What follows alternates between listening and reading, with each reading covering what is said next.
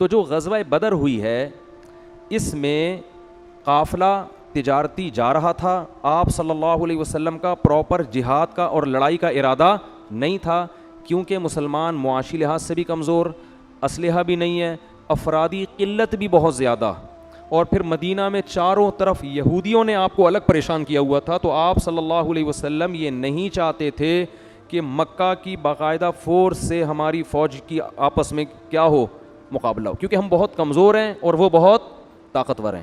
تو آپ یہ نہیں چاہتے تھے. دشمن جب کمزور ہوتا ہے, انسان جب کمزور ہوتا ہے اور دشمن طاقتور ہوتا ہے, تو پھر اصول ہے گوریلا وار کا.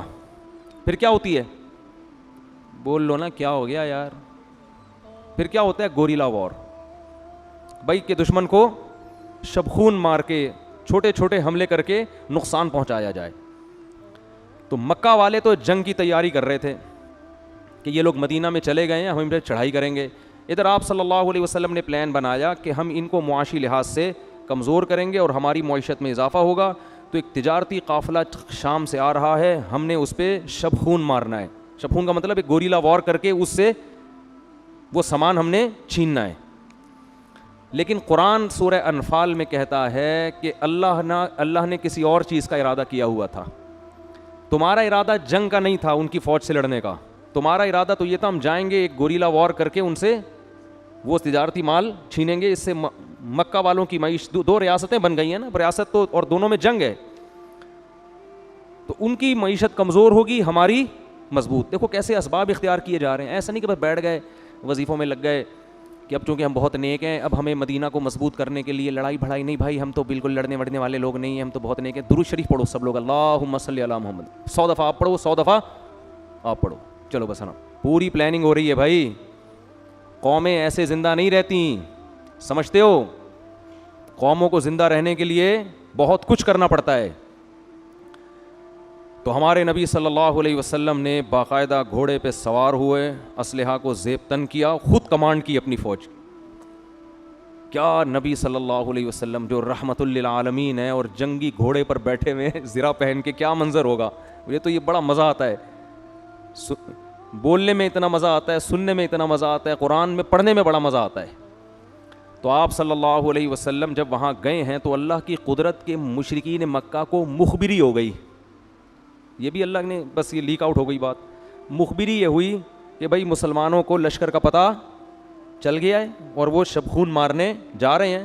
تو ابو جہل نے حکم دیا کہ اس کو دوسری ارلی جانب سے گھما کے جو ان کا بھی ارلی جانب ہوگی, وہ لشکر تو بچاؤ ارلی جانب سے, اور یہ جو تھوڑے سے لوگ ہوں گے یہ تو خود میدان میں نکلے ہیں, تو ہمیں ان کو ترنے والا بنانے کا بہترین موقع مل گیا ہے. کیونکہ اگر آپ گوریلا وار کرنے جا رہے ہو اور طاقتور فوج کو پتہ چل جائے کہ یہ آ رہے ہیں تو پھر آپ کی خیر نہیں ہے. کیونکہ آپ کا تو پروگرام یہ تھا کہ حملہ کر کے پتلی گلی سے ہم نکل جائیں گے, پتہ چلا وہ فورس نے آپ کو چاروں طرف سے گھیر لیا, آپ تو گئے کام سے. تو گوریلا وار میں اگر پہلے سے مخبری ہو جائے تو لینے کے دینے پڑ جاتے ہیں. سمجھ میں نہیں آ رہی میرا خیال ہے. تو ادھر جناب وہ لشکر لے کر آ گیا, اس میں بڑے بڑے مشرکین کے قریشی ہاشمی جو عرب تھے جو جنگوں میں فخر سے لڑا کرتے تھے, وہ سارے تقریباً 1000 کے قریب بدر کے میدان میں آ کے جمع ہو گئے.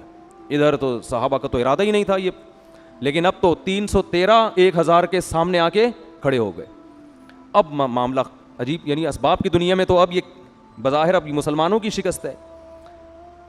یہ جو لوگ کہتے ہیں نا لڑنے میں اسباب دیکھنے کی ضرورت نہیں, بس اللہ مدد کرے گا, اللہ مدد کرے گا. نبی بھی اسباب کو دیکھ کے لڑا کرتے تھے, تبھی آپ بدر میں لڑائی کے ارادے سے نہیں نکلے, لیکن اللہ نے لڑوا دیا. اللہ نے کہا یوم الفرقان, آج کے دن کو میں حق اور باطل کی جنگ بناؤں گا, کمزوروں کو میں فتح دوں گا اور طاقتور کو شکست دوں گا تاکہ ان کے حوصلے بڑھیں. وہ جو جنگ ہوئی ہے بڑی زبردست, بخاری مسلم میں اس کے واقعات ملتے ہیں. ادھر سے انصار صحابہ آئے کچھ, تو مشرکین کے جو بڑے بڑے قریشی سردار آئے نا, پہلے یہ ہوتا تھا جنگ میں دونوں طرف سے نا طاقتور لوگ آ کے حل میں مبارز کا نعرہ لگاتے تھے. شاید آپ نے ارطغرل ڈرامے میں دیکھا ہو, میں نے تو ارطغرل ڈرامہ نہیں دیکھا, لیکن لوگ بتاتے ہیں کہ اسی طرح کچھ ہوتا ہے. جنگ جب شروع ہونے والی ہوتی ہے نا تو پہلے سامنے سے ان کے ہاں بھی کوئی بہادر ترین آدمی اور ادھر سے بھی بہادر ترین, وہ یہ دونوں لڑیں گے. جب تک دونوں میں سے ایک کا قتل نہیں ہوگا جنگ اس وقت تک شروع نہیں ہوگی. یہ بہت بہادر لوگ ہوں گے جو ڈان ہوں گے اس دور کے, بھائی کیا خیال ہے؟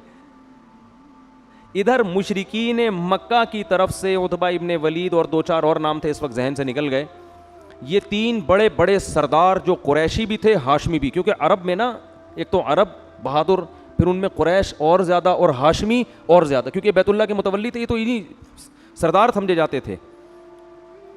ادھر سے جب یہ آئے ہیں تو ادھر سے 3 انصاری صحابی آئے ان تینوں سے لڑنے کے لیے، تو یہ جو قریشی تھے نا انہوں نے کہا نہیں یہ ہمارے جوڑ کے نہیں۔ کیا بہادری ہے یار، دیکھو آپ، چاہے وہ غیر مسلم تھے، پتہ ہے دونوں میں سے ایک مرے گا، تو اس میں تو میرے جیسا ہوتا یا ہم ہوتے ہم کہتے ہیں کوئی باریک سا آ جائے وہاں سے عزت بھی رہ جائے گی، جی ہم نے مقابلہ کیا تھا، اور مار بھی دیں گے اس کو اور بلے بلے بھی ہو جائے گی۔ لیکن آپ ان لوگوں کی لڑائی دیکھو، انہوں نے کہا کہ نہ یہ تو انصار صحابی ہیں، ہمیں کیسے چاہیے؟ اکفا اناک، ہمارا کفو، ہمارے ہم پلہ لوگ چاہیے، ہمارے پیرالل لوگ چاہیے۔ تو آپ صلی اللہ علیہ وسلم نے حضرت ابو عبیدہ ابن جراح کو، حضرت علی کو، اور تیسرے شاید حضرت حمزہ تھے، ان تینوں جو قریشی ہاشمی، یہ تینوں کو نکالا کہ چلو بھائی تم جاؤ۔ کیا حضرت علی کی بھی بہادری دیکھو آپ۔ تو انہوں نے کہا نعم اکفاؤنا، یہ ہیں ہمارے جوڑ کے۔ ان میں ایک شہید ہو گئے، حضرت حمزہ حضرت علی بچ گئے، اور باقی ان تینوں کو قتل کر دیا۔ بہرحال لڑائی شروع ہوئی، آپ صلی اللہ علیہ وسلم نے مصلی بچھا کے دعا مانگی، اے اللہ یہ تھوڑے سے لوگ اتنے بڑے لشکر کے سامنے لا کے پیش آ گئے ہیں، آج اگر یہ شہید ہو گئے، یہ قتل ہو گئے، یہ ان کو شکست ہو گئی، لم تعبد، پھر روئے زمین پر تیری عبادت کرنے والا کوئی بھی نہیں بچے گا، کیونکہ میں آخری نبی ہوں نا، میرے بعد کوئی نبی نہیں ہے، یہی ہے میرا سرمایہ۔ ہم تو نہیں آئے تھے لڑائی کے ارادے سے، مگر یہ ہو گیا، تو آج اگر یہ شکست کھا گئے تو تیری زمین پر تیری پھر عبادت نہیں ہوگی۔ بہرحال جی لڑائی ہوئی ہے، اور اللہ رب العزت نے فرشتوں کو بھیجا۔ قرآن کہتا ہے اللہ نے صحابہ کو تسلی دی، نبی نے تسلی دی کہ اللہ تمہاری مدد کے لیے آسمان سے فرشتوں کو اتارے گا، بثلاثۃ آلاف من الملائکۃ مردفین، 3000 فرشتے آسمانوں سے اترے، اور بالآخر جنگ کا پانسا کس کے حق میں ہوا؟ مسلمانوں کے حق میں۔ اللہ نے اس کا بھی تذکرہ، غزوہ بدر کا بھی تذکرہ سورہ انفال میں کیا ہے، اذ تستغیثون ربکم، جب تم اپنے رب کو سے پکار رہے تھے، دعائیں مانگ رہے تھے، فاستجاب لکم، اللہ نے تمہاری دعا کو قبول کیا۔ خیر بدر میں ان کو طبیعت سے شکست ہو گئے، تو وہ جو بدر کا کنواں تھا نا، وہاں یہ سارے بڑے بڑے مشرک، بڑے بڑے سردار، یہ سب کی لاشیں پڑی ہوئی تھیں، تو آپ نے ان کی لاشوں سے خطاب کیا، بتاؤ اللہ نے جو مجھ سے وعدہ کیا تھا، تم سے جو اللہ نے وعدہ کیا تھا، آج تم نے اپنی آنکھوں سے دیکھا، شکست کا وعدہ کیا تھا نا، اور جہنم کی آگ کا، وہ دیکھ لیا کہ نہیں دیکھ لیا؟ حضرت عمر نے فرمایا یا رسول اللہ یہ تو مردے ہیں، یہ سن رہے ہیں کیا؟ فرمایا اے عمر یہ تم سے زیادہ سن رہے ہیں آج۔ اس کی بیس پر بعض علماء کا موقف ہے کہ مردوں سے جب بات کی جائے تو مردے سنتے ہیں، لیکن بہت سے علماء کا یہ موقف ہے کہ نہیں سنتے۔ ان کی دلیل حضرت عائشہ کی حدیث ہے، حضرت عائشہ کو جب یہ واقعہ سنایا گیا تو فرمایا اللہ عمر پہ رحم کرے، وہ نبی کی بات کا مطلب نہیں سمجھے۔ مطلب یہ کہ وہ آج یہ سب منظر اپنی آنکھوں سے دیکھ رہے ہیں۔ سننے کا مطلب کیا ہے کہ جو سننے کا مقصد تھا وہ ان کو حاصل ہو رہا ہے۔ تو خیر اب ہم نے اس بحث میں کیا کرنا ہے کہ مردے اگر سنتے بھی ہیں تو ہم نے کون سا کوئی پروگرام پیش کرنا ہے ان کے پاس جا کے، آج کا درس سنانا ہے؟ ہماری بلا سے سنیں نہ سنیں، ہم تو اپنی زندوں کو سنائیں گے ہم تو بھائی۔ تو ایک عالم سے کسی نے پوچھا مردے سنتے نہیں سن رہے، آج کل زندہ نہیں سنتے، مردے کہاں سے سنیں گے؟ ٹھیک ہے نا۔